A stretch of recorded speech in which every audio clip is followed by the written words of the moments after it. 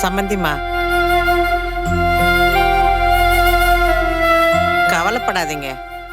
நம்ம பொண்ணு மேல எந்த தப்பும் இல்லதானே.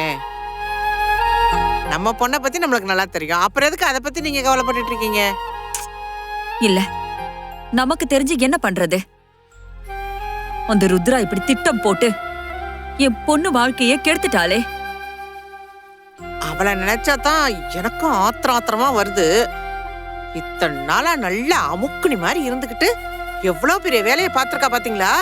இதுக்காகத்தான் அப்பவே சொல்லி வச்சிருக்காங்க, ஊமை மாதிரி இருக்கிறவங்கள நம்பவே கூடாதுன்னு. எனக்கு என்னமோ இதுக்கு பின்னாடி வேற ஏதோ காரணம் இருக்கும்னு தோணுது மாமா. வேற எந்த காரணமும் இல்ல மாப்பிள்ள. நீங்க ருத்ரா விரும்பினதும் அவளும் உங்களை விரும்பினது மட்டும்தான் காரணம். உங்களை நான் தப்பு சொல்ல மாப்பிள்ள. நீங்க அவளை விரும்புறேன்னு சொல்றப்பவே அவளும் சரின்னு சொல்லியிருந்தா நானே பேசி உங்க 2 பேருக்கும் ஜாம் ஜாம்னு கல்யாணத்தை பண்ணி வச்சிருந்திருப்பேன்.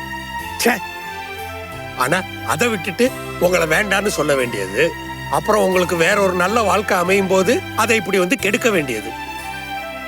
அதனாலதான் மாப்பிள்ள எனக்கு கோபமா வருது. இல்ல மாமா, ரஞ்சனி அப்படிப்பட்டவங்க இல்ல. மாப்பிள்ள, உங்களுக்கு ரஞ்சினியா தான் அவளை தெரியும். ஆனா எனக்கு அவளை ருத்ராவாவே தெரியும்.